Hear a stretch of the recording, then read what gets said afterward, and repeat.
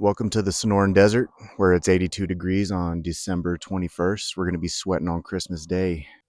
I was walking along this ridge top and I found this nice little fire pit, and somebody also built up some rock benches around it. So I thought this was a wonderful place to have our little talk today. Thanks for joining me. I want to speak with you about something that I've been thinking about a lot lately, and it's enlightenment. And not enlightenment in the traditional way that people think about it, this intellectual process of revelation, coming to this realization or having this massive insight that immediately dissolves all of our preconceived misconceptions and everything we thought about life, and it drops all of our detachments and our attachments and our desires, and we just kind of fall, everything just falls away, and we become this immensely happy, joyous human being that never gets disturbed or never gets bothered in this world. And I'm starting to realize that this is one of the most ass backwards way to look at enlightenment. At least that's how I'm seeing it. And I'm starting to see enlightenment as enlightenment, where your inner world becomes light because you've dropped all of the old baggage and all of the tension and trauma and being in fight or flight mode and being emotionally blocked, just carrying this tension within yourself. And I realized that, especially over the last 3 or 4 months, since I've been actively regulating my nervous system and using my awareness as a tool to help me do this. These two processes in combination have exponentially raised my consciousness over the last year, probably more than in the previous 10 years. And so, I want to talk to you about it because maybe this is the master key to unlock your true enlightenment, or what you may perceive as enlightenment, not as this intellectual endeavor, but this release of your body. And so what we really want to do is we want to feel everything, especially the negative emotions, the negative sensations in our body, wherever they come up. For some people, it's their neck, their head. Some people, it's their chest. This is where I feel a lot of my trauma and buildup. Some people feel it in their gut. Wherever you feel it, you need to sit with it and process it and breathe through it and embrace it and allow it to work through your system. And over time, the more you do this, the loops that you find yourself getting caught in, these programs that we unconsciously enact in our daily lives, they start to lose power over us, and they become smaller, and we recognize them quicker, and the loop closes faster. And over time, this helps us spiral upwards because we are no longer weighed down by the emotional trappings of our mind and our bodies and the emotions that we feel so strongly.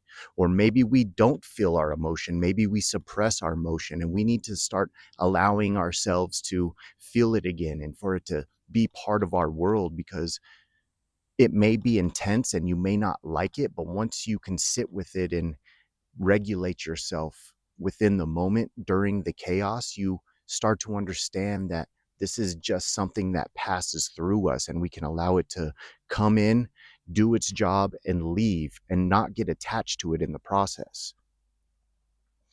We start to relate to our suffering in a different way, and it becomes a lot lighter and less of a burden as we go through this. It's like burning up the dead wood of old stuck trauma and emotions within our body. And rather than it flaring up and starting a forest fire within us, we slowly do controlled burns throughout the day, daily, minute by minute, breath by breath, moment by moment. We start to regulate this process. and it becomes a part of our waking meditation. It becomes part of who we are. And so I've been doing this over the last, I guess you want to say, 4 or 5 months now. And it's been an absolute change in my life. And yesterday I had a dream, and this dream was almost like the culmination of my full integration. I'm not going to go that far. I'm not going to say full integration, because there may be some new peaks and valleys once I get to the top of this mountain, that are in the distance and that I'm going to have to cross, when I get there. But for right now, I'm at a new level and I can feel it. And I had a dream last night that confirmed that for me. And I'll tell you a little bit about the dream because it's kind of interesting. And so I had a dream that I was going to break into a building with two of my friends. And the main friend that wanted to break into this building wanted to steal a car. We didn't have a plan. We just pulled up to this building and we kind of freestyled it. Everybody went their separate ways. But the main friend, he walked right in the front door. He basically broke in and started walking around. And then as myself, I felt like I was number two. And so I knew where all of the security cameras were. And so I started climbing up this chain link fence, and there was a break in the fence, and I was able to reach in and I started twisting down security cameras so that they couldn't see our faces. And I was putting up a mask over my face so we couldn't be identified. And then in the distance, I seen somebody inside the building. It was like a huge warehouse. And I seen them going through like an office door. And so I had to get in there and I had to tell my friend that, hey, there's somebody here. And mind you, this is very early in the dream. It's like 3, 4, maybe even 5 a.m. It's very early in the morning. And so I slide through this hole. I turn down a few more cameras and I'm looking for my other buddy. Well, the third friend that's supposed to be breaking in, he's nowhere to be found. I can't see him. I can't find him. And I quickly realize that there is no car in this building. And I see my friend rummaging around. And in my in the dream, I don't know who this person is. I can't really tell who he is, but he reminds me of somebody that I know. And this person is very strong-willed. They're very confident. They're a very dangerous person. They take risks and they're not afraid to really go for shit. You know what I mean? And so the other thing I need to note about this person is that they do a good job of covering up their insecurity, because there is a little bit of insecurity in there. They're kind of an overcompensator. They're kind of like, I'm going to overpower you, with my assertion or my aggression.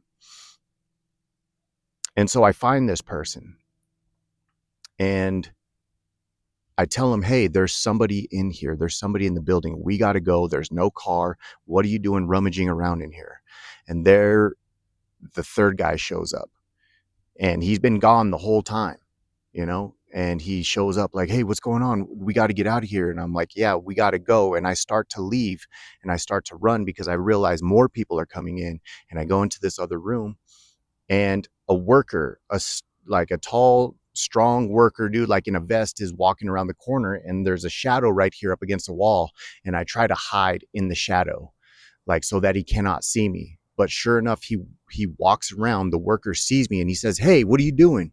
And then he goes to like grab something because he's like trying to protect himself. And I go to run after him, and he comes around the corner with some like channel locks, some like some bolt cutters, so like a big ass wrench, you know what I mean, that cuts locks off of gates. And at that point, I just throw my hands up and I'm like, all right, you caught me. You caught me. And they take us all out to the front. The sun's coming up. All the workers are coming in. And I just remember at this point, one of my buddies asked me if I wanted my McDonald's. And I was like, no, I don't want my McDonald's. And I just laid on the dirt and I said, fuck it. And I let go. And I was like, it's all good. I surrender basically. And I just felt this buzzing within my body, this high voltage buzzing. And I just laid there and I felt it. And I was happy. I was joyous in the moment, even though I had just got caught breaking into somewhere and I knew I was going to jail. And when I woke, did a little bit of a dream interpretation on this. And if you're familiar with any kind of dream interpretation, Jungian dream analysis, I think there's a place called Dream Labs, and they're kind of the front runners, the forefront of dream interpretation. And you can look into them. But as I interpreted it, you know, these figures that are in your dream, like my two friends in the dream that are really unknown people, I didn't know who they were. They were kind of like shadow figures. Those typically are representations of you. They're parts of you. And I saw myself in both of these people. I saw myself as the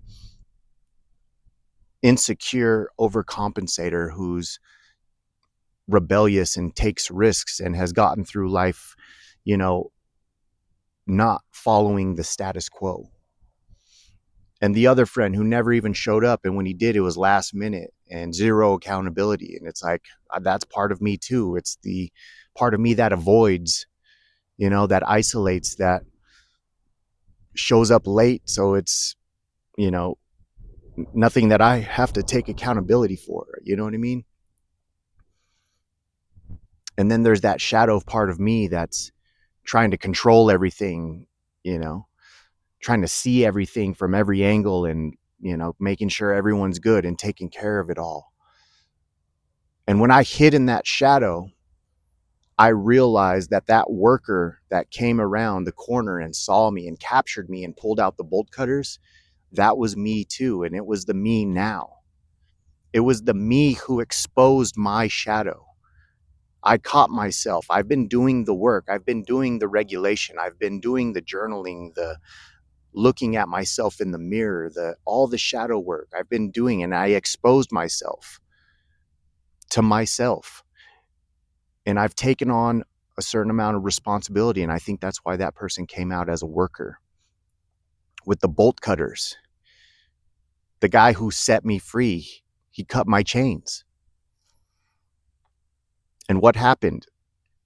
He didn't attack me. He took me to the authorities, the inner authority, and I surrendered to it. And I felt myself buzzing with electric energy as I lay on the ground, and my nervous system closed the loop on a very old paradigm that I just worked my way through. And each day I feel like I am closer to enlightenment because I'm settled, I'm centered, I'm grounded in who I'm supposed to be now. I'm not trying to prove or validate or attach onto things. I just am. I'm just being myself, and I'm just taking advantage of the moment here, now, today, every day. And I think once you do this, once you allow your nervous system to, like I said, burn away all of that dead wood, you're actually creating the launch pad for true enlightenment. It's not a top down process. It's not a mind then body process. It's body then mind. And maybe it's a little bit of a cooperation between the two of them, because like I said, awareness mixed with the nervous system regulation has done absolutely wonders for me. And I encourage you to do the same thing, to start working on this, to start feeling again, feeling deeply, feeling everything, becoming aware, developing meta awareness. You know what I'm saying? Becoming aware of your own awareness. That person who looks at the world and tries to read between the lines and tries to decode every word that people say because they're so clear and they can see through the veil and they can see what others don't. You got to realize that these are trauma responses too. This is an intellectual defense mechanism that we have created as children because our environment was a threat. And so we learn how to decode everything. We learn how to see through the veil, see the illusion, because it makes us feel safe. But it's really just hypervigilance. It's neurotic. And once we become aware of that awareness of what we're doing, we can break the loop. That's how we deprogram ourselves. That's how we heal. And we stop letting these unconscious programs run our life. And we stop letting our emotions dictate our mood. And the way our day is going to play out and how we respond to people. And so I just want to leave you with that. And I hope you decide to dedicate yourself to this work because it's truly meaningful work. I think it's the best progress that I've ever made. And I think it's the most fulfilling project I've ever done in my life is work on myself.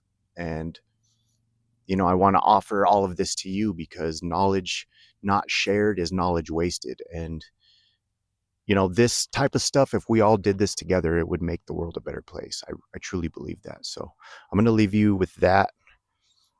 I'm going to go enjoy the rest of my Sunday. I hope you guys have great holidays coming up. Merry Christmas, Happy New Year, and really just, make 2026 your year and do it silently. You don't got to announce it all the time. You don't got to say this is what I'm doing. You just got to do it. All right? All right, well, I enjoyed talking to you guys. We'll see you on the next one. Peace out.